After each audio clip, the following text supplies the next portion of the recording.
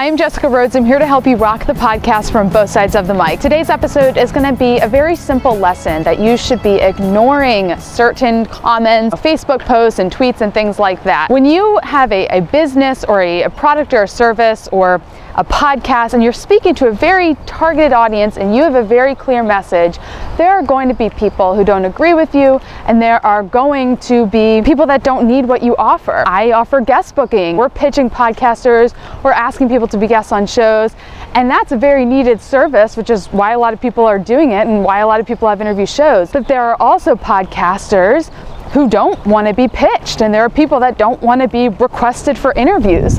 And so what I have seen, and I've had to develop a thick skin, is there are people that really don't like being pitched and it bothers them. And the thing that I remember and that I want to remind you to remember is that if you have a good product or service, it's going to be very needed to some people and it's going to be very not needed by other people. You want to wildly, attract your target audience and repel the people that you are not meant to work with. So just remember, if there are people that don't like what you're doing, then that's okay, as long as there are people that do like what you're doing. If nobody likes what you're doing, then you maybe want to reconsider it.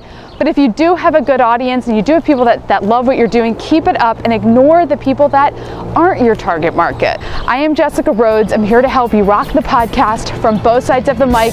We will see you next Tuesday on another episode of Interview Connections TV.